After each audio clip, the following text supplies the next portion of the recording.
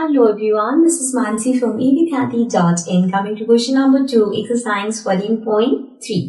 So, in this question we have divide the given polynomials by the given monomials. So, यहाँ पे आपको इसको divide करना है इससे. So, we have 5x square minus 6x divided by 3x. So, first of all, let's write it down. 5x square minus 6x को आपको divide करना है 3x से.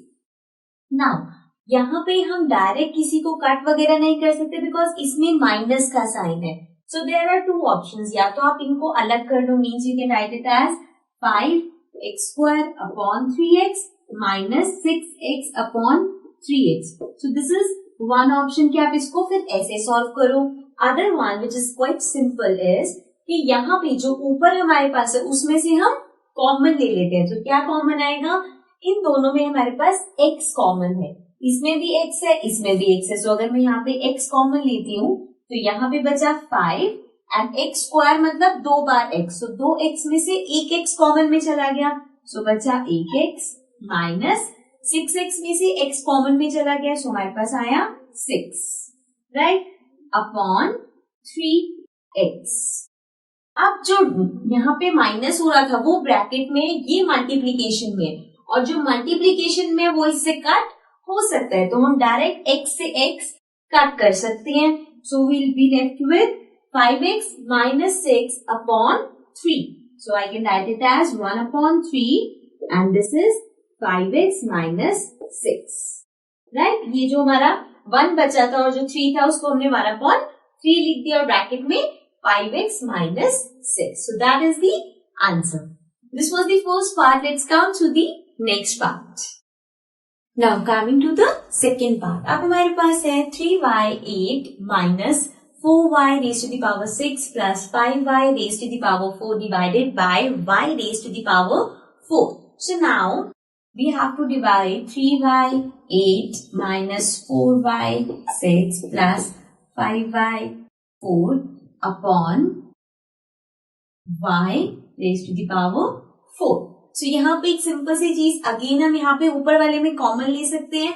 सो कॉमन क्या लेंगे अब हम? देखो यहाँ पे y raised to the power 8 है, मीन्स यहाँ पे 8 टाइम्स y है, 6 टाइम y है और 4 टाइम्स y है. सो सबसे कम जो है दैट इज इसके पास विच इज 5 के साथ 4 टाइम्स y है. सो वो इन तीनों में कॉमन है बिकॉज y4 इसमें भी है, y बिकॉज इसमें 6 हमारे पास y है, मीन्स 4 तो इसमें भी है. सिमिलरली इसमें हमारे पास 8 y है, मीन्स 4 तो अभी भी इसमें है. सो अगर मैं y raise to the power 4 common ले लूं सो दिस मीन्स यहाँ पे क्या बचेगा? y into y into y into y into y. यहाँ मैंने 8 टाइम्स y लिख दिया जिसमें से 4 हमने कॉमन ले लिया. सो 1 2 3 4 ये 4 हमने कॉमन में ले लिए. तो कितना बचा? 1 2 3 4 means 8 minus 4 which is 3y raise to the power 4 minus 4. अब यहाँ पे y raise to the power 6 था जिसमें से 4 कॉमन में चला गया. So 6 minus 4 is 2. So this will be 4 5 raise to the power 2 plus यहाँ पे y raise to the power 4 पूरा कॉमन में चला गया तो सिर्फ बचा 5 राइट. एंड इस पूरे के अपॉन में है y raise to the power 4. Now ये हमारे पास इसके साथ मल्टीप्लाई हो रहा है और ये डिवाइड. सो मीन्स ये दोनों भी आपस में डिवाइड हो रहे हैं. So we can cancel it out because ये भी y raise to the power 4 है, ये भी y raise to the power 4 है. सो हम इन दोनों को कैंसिल कर सकते हैं. सो नाउ हमारे पास बचा 3y raised to the power 4 minus 4y raised to the power 2 plus 5. So this is the answer. Okay, now let's come to the next part. Now coming to the third part. Third part is 8 in brackets x cube y square z square plus x square y cube z square plus x square y square z cube divided by 4 x square y square z square. So now यहाँ पे हमें इस पूरे को उससे divide करना है. First let's write it down 8 x cube y square z square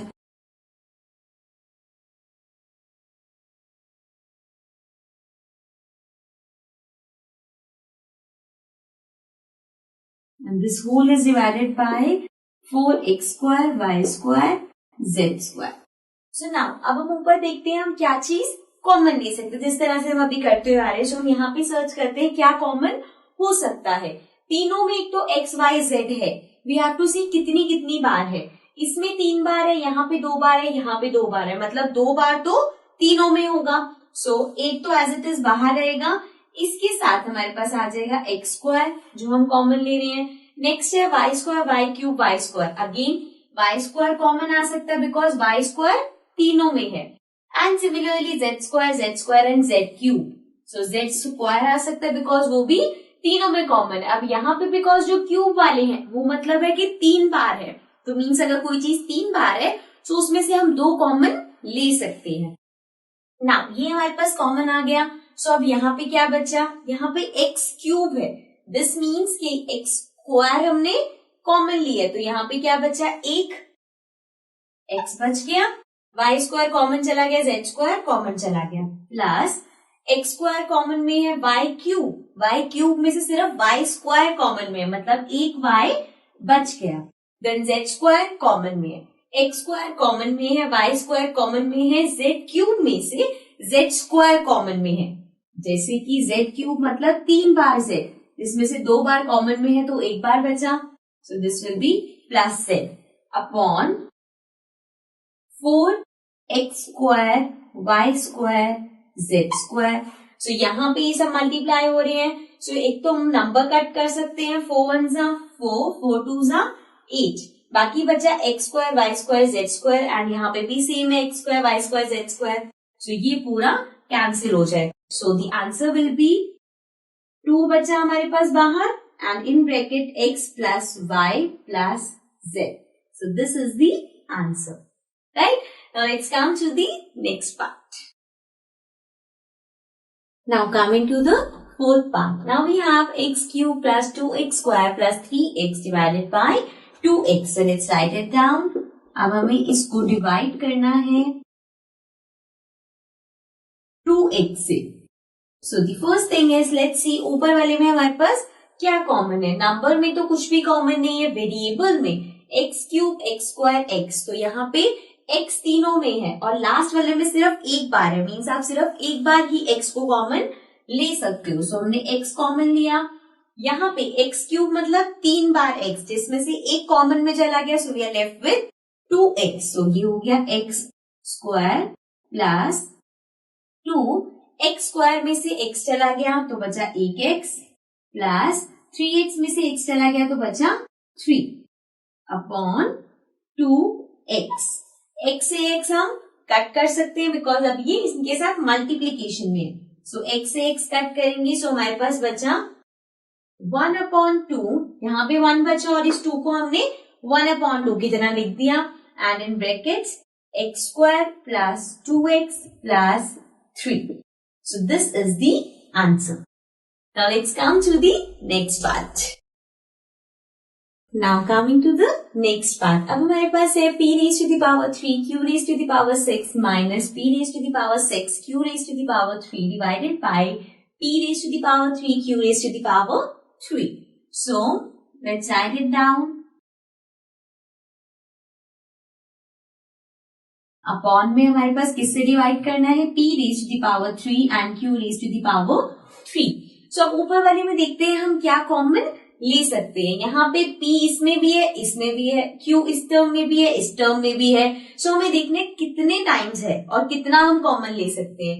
यहाँ पे p 3 टाइम्स है, यहाँ पे p 6 टाइम्स है. सो मीन्स हम कितना कॉमन ले सकते हैं, 3 टाइम्स तक, बिकॉज वो इसमें भी है एंड वो इसमें भी होगा, बिकॉज 3 p तो इसमें भी है, राइट. सो फर्स्ट थिंग जो हम कॉमन लेंगे that is p raise to the power 3. Then q raise to the power 6. यहाँ पे q 6 टाइम्स है, यहाँ पे q 3 टाइम्स है, तो हम कॉमन सिर्फ 3 टाइम्स ले सकते हैं, बिकॉज अगर उससे ज्यादा लिया तो वो इसमें नहीं है. सो ये आ गया q raise to the power 3. So अब देखते हैं हमारे पास क्या बचा. इस टर्म में से p raise to the power 3 तो कॉमन चला गया, q raise to the power 6 में से q raise to the power 3 common है, मतलब अगर यहाँ पे 6 बार q है सो उसमें से 3 बार कॉमन में चला गया. तो 6 - 3 इज 3. So ये आ गया q raised to the power 3 minus p raised to the power 6 में से p raised to the power 3 common में चला गया, मतलब 6 में से 3 कॉमन में. So 6 minus 3 is 3 and then q raised to the power 3 तो पूरा कॉमन में है. So इसके अपॉन में हमारे पास है p raised to the power 3 q raised to the power 3 and यहाँ पे भी हमारे पास p raised to the power 3 and q raised to the power 3 है. So ये पूरा इससे कैंसिल हो जाएगा. So the answer will be q raised to the power 3 minus p raised to the power 3. So this was part number 5. This was the last part of this question. Let's come to the next question now.